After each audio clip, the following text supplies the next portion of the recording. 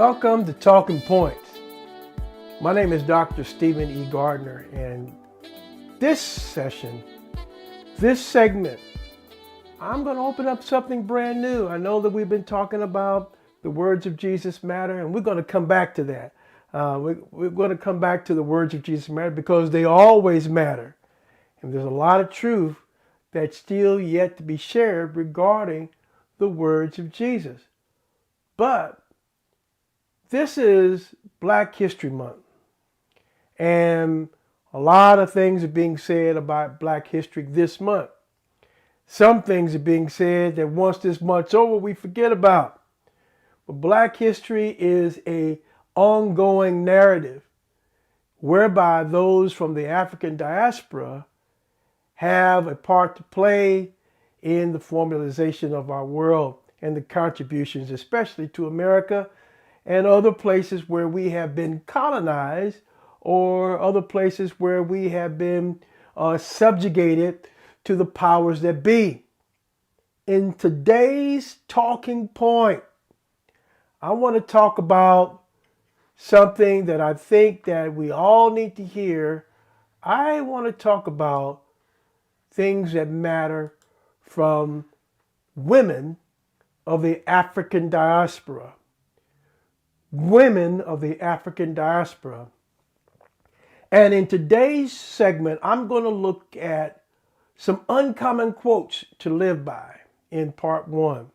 Some uncommon quotes to live by. Now, I know that in a series like this, we can probably list many of the African women from the many of the women from the African diaspora and talk about them, but I want to pick some that we don't think about very often. We always hear about the Harriet Tubmans, we hear about the Mae Jemisons, and we hear about some others that have come across our path and we've heard their quotes. I'm going to put out some uncommon quotes, but made by some women of the African diaspora that maybe we hadn't heard from. So today I want to talk about Octavia Estelle Butler. Now she was born June 22nd, 1947. She passed away February 24th, 2006. She was an American science fiction author and a multiple recipient of the Hugo and Nebula Awards. In 1995, Butler became the first science fiction writer to receive a MacArthur Fellowship. Born in Pasadena, California, Butler was raised by her widowed mother. Extremely shy as a child, Butler found an outlet at the library reading fantasy and in writing. She began writing science fiction as a teenager. She attended community college during the Black Power movement, and while participating in a local writers' workshop, was encouraged to attend the Clarion Workshop, which focused on science fiction. She soon sold her first stories, and by the late 70s had become sufficiently successful as an author that was able to pursue writing full time. Her books and short stories drew the favorable attention of the public, and awards soon followed. She also taught writers' workshops and eventually relocated to Washington State. Butler died of a stroke at the age of 58. Her papers are held in the research collection in the Huntington Library. So that's who we're going to talk about today, and we're going to pull up a few of her quotes so that we can see how they correlate to our life. Can we live by them? She is an uncommon, unsung hero that is a woman of the African diaspora. Now here's a quote, and we can find this quote. This is an excerpt in the Teen Vogue, February 4th, 2021, when they did a Black Women in History, 12 icons who changed the United States. Excuse me. Thanks to Donald Trump, it says, Americans have heard the phrase, "Make America Great Again." They've heard that more times than the Pledge of Allegiance. But science fiction novelist Octavia Butler utilized a slogan, likely drawing on Reagan's 1980 campaign message, quote unquote, "Let's make America great again." This was almost 20 years before Trump, and this is in her 1998 book entitled Parable of the Talents. Did you hear what I just said? This was 20 years before Trump came out with the slogan that's really going all the way back to that particular time frame. And it's in her 1998 book, Parable of Talents, and this is according to Fusion. The dystopian novel depicts a future United States which slavery has been reintroduced and a fundamentalist Christian sect has taken control, systematically purging the country of non-Christian faiths.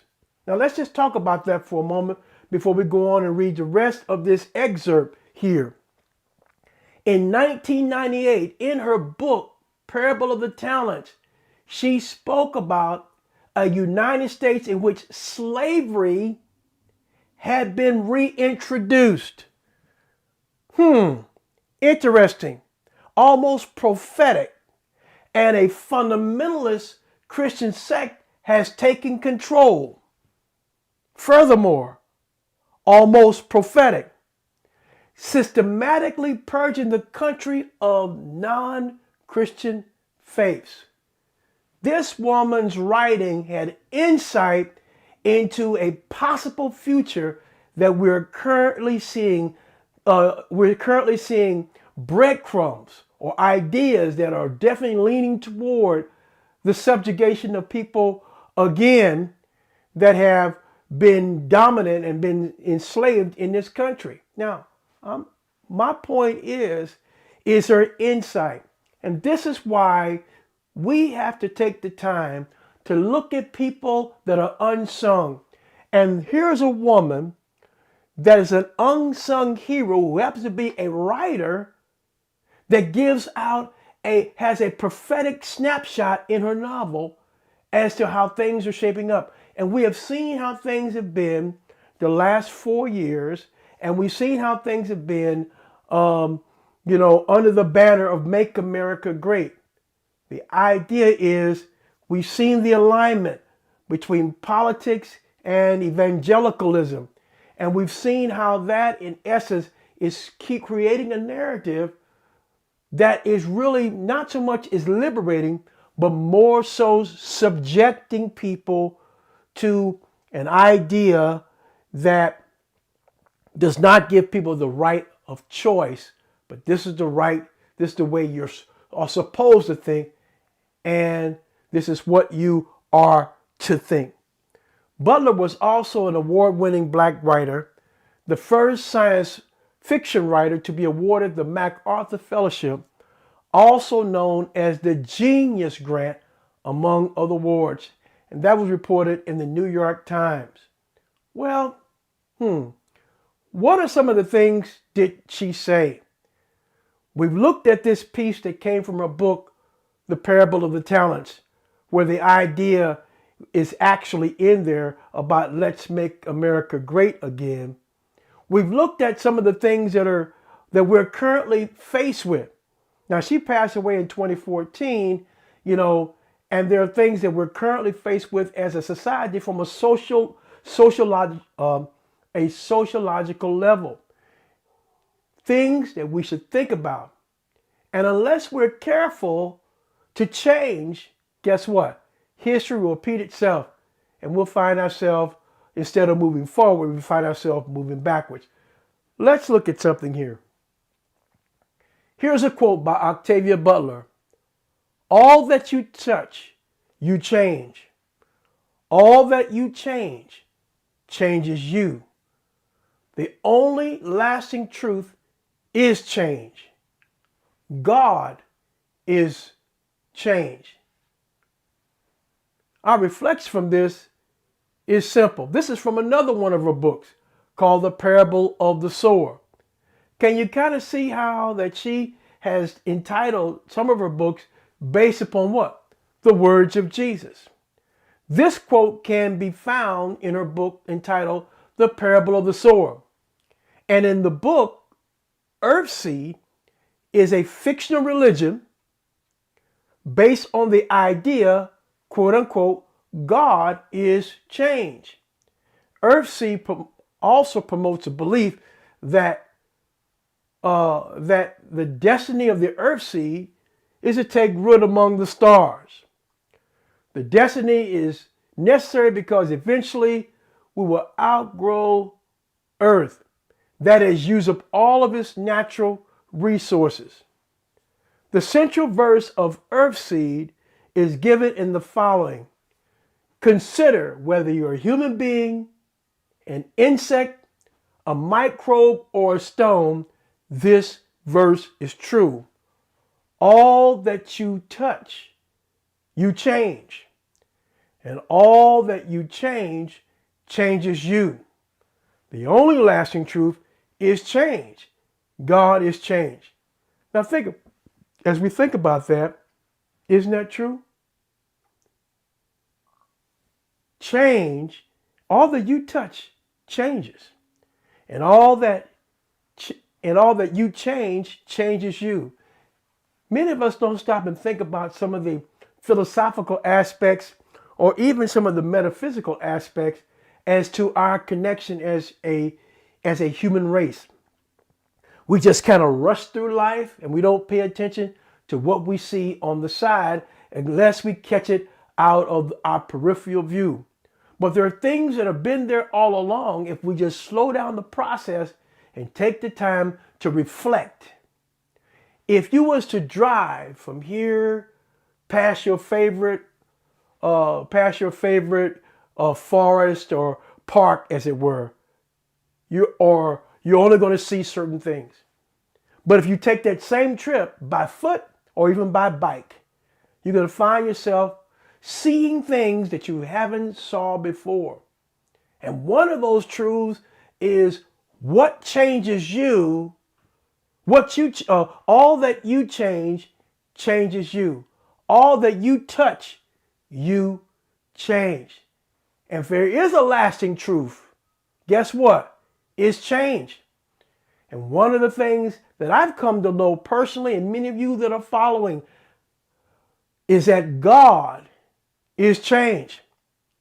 And we need to have that kind of transformative, changing relationship with Him so that we can affect those who are in our sphere of influence. Because as we as a community of people are affected by one another, and we need to value relationships. We need to value connections, human connections that we have. That is one of the things that I can take from this book. It also lets me know that I matter and that you matter. And together we matter, and we can take away from our experience. We can take away from our hypostatic union, as it were, and come away from that experience the same way that Jesus did in Luke chapter 24 with those two individuals that were from Emmaus. That while they were communicating, while they were reasoning, while they were rationalizing of all that had just happened in Jerusalem, that was the death of Christ. And they were sharing this, and this gentleman pulled up beside them, as it were. And I say pulled up because some of us know that people in our day and time, people do pull up alongside you and roll down their window, and you have a conversation even at a stoplight. But in this case, this person walked alongside them, and as they were talking, they began to exchange, and he was interested in what they had to say. And as the conversation went on, it came to be almost night. and he was getting ready to part from them. But because it was night, they asked him, would you come and sit down with us? Now, remember the conversation that they had with him. He was expounding on all kinds of things that was in their scriptures, the Hebrew scriptures, of things that they hoped for, things they were looking for, things that they had expected, especially things that only the Messiah would bring about in life. And as he sat down with them to eat, he broke bread. And as he broke bread, he kind of vanished from their sight. And as he broke bread, their eyes were open and they knew who it was that came alongside them when they had this conversation about him. That's something to say. When you start talking about someone as powerful as Christ himself, he takes interest in your conversation. It moves from a dialogue to what is commonly called a trialogue. And so we find this to occur and to happen in the life of these two men. They said, did not our hearts burn within us?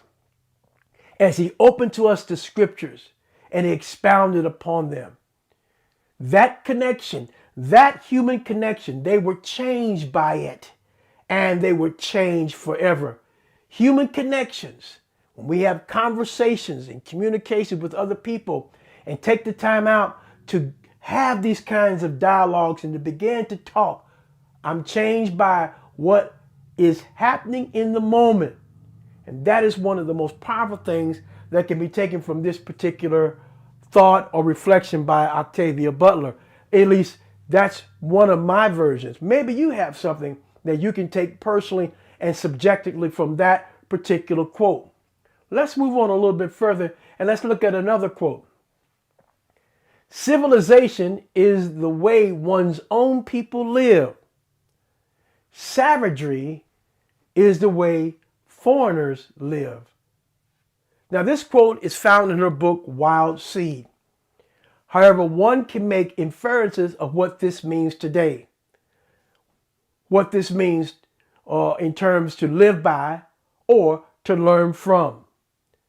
This quote correlates with another quote which states, every civilization sees itself as a center of the world and writes its history as a central drama of human history. So here are a few takeaways from this verse. First of all, let's go back to civilization is the way one's own people live. Savagery is the way foreigners live.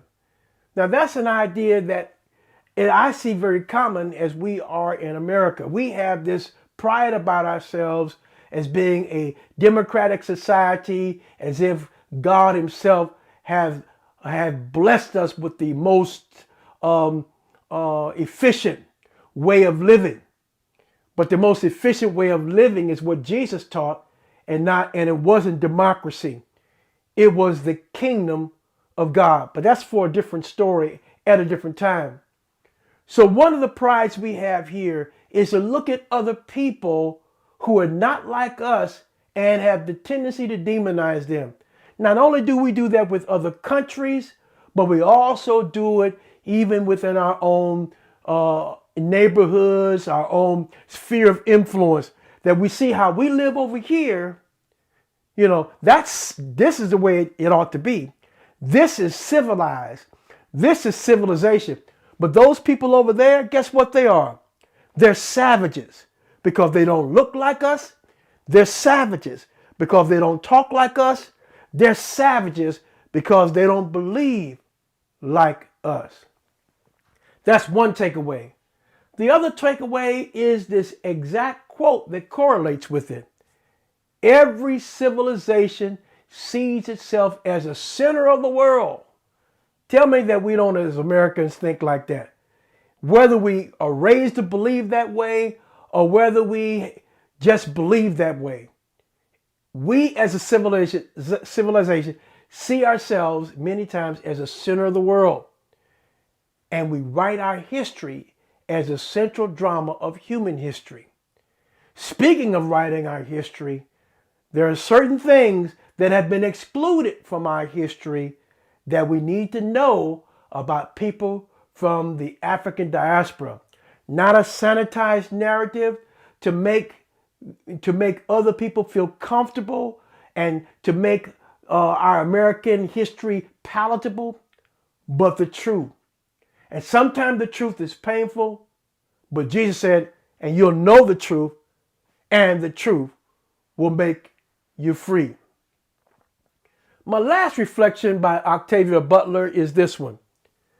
In order to rise from its own ashes, a phoenix first must burn. This lends to the idea that some things need to be torn down so that something new can arise. Another way of seeing this as something to live by is to understand that things and realities have a life cycle. And once we accept this, we're open to new possibilities when old ones have been exhausted, outdated, or archaic. A lot of times we don't think about that things having a life cycle. And because sometimes even our own visions, our own dreams have a life cycle. Things that some we experience have brought us to a certain point. And sometime before I can move further, I learn how to let go. Sometimes we can be so wedded to the way things were that moving forward seems to be a false narrative. Moving forward seems to be something that is that's beyond my comfort zone and something negative, and even sometimes something even demonic. We've seen that, and what have we encountered in these 2 years, these 24 months of COVID-19? And I don't have to go through a COVID-19 speech, as it were, but people's comfort zones were challenged. And things that really said, hey, look, we need to evolve. Some people choose not to evolve.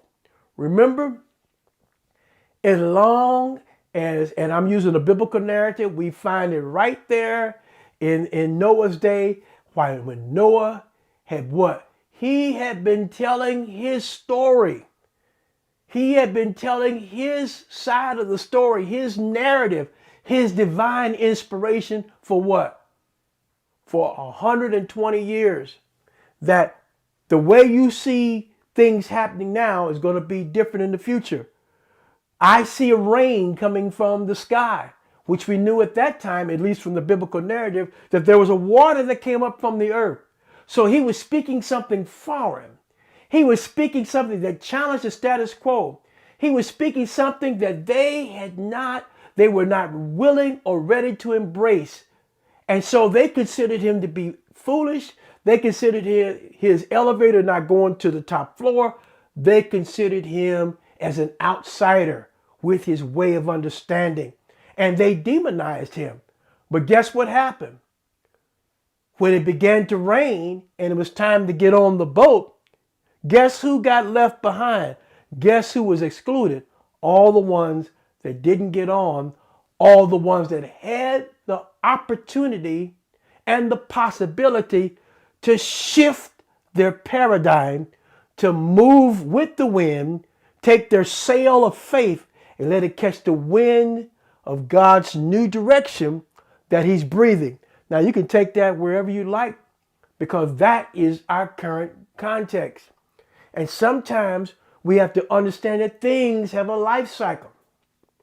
And once we accept this, we are open to new possibilities when old ones have become exhausted, outdated, or even archaic. One living truth that we can ascribe to this quote is the words of Jesus in John chapter 12. And in John chapter 12, he says this, and you can go, I'm not going to tell you the verse because I want you to go to John chapter 12 in the New Testament and look for the verse, and you'll see it says this. Quoting from the King James Version, it says this. He stated that except a corn of wheat fall into the ground and die, it abides alone. But if it dies, it brings forth much fruit. In other words, the death of the seed produces a harvest. You have a seed and you have a harvest. Once it goes into the ground, it disappears as a seed. In fact, out of sight, out of mind. And it does not rise from the ground as a seed. It rises as the fruit, as the plant, as the harvest that it was intended to become. So, when we look at this quote, in order to rise from its own ashes, a phoenix must burn. Jesus made it clear that, look, I'm going to have to die. But when I die and I rise, look, a ripple effect is going to take place. A harvest of people just like me that have my same power, have my same spirit, are going to finish what I started. Many times before we can finish what God started, something has to change, which means sometimes some things have to end in order for other things to begin. Well, I trust that you've been blessed by today's talking point. Again, we're looking at women of the African diaspora and look at some uncommon quotes that we can live by, quotes that we can correlate into our own life so that we can be better. So come back next week as we look at another deposit from someone from the African diaspora. God bless you. We will talk with you then.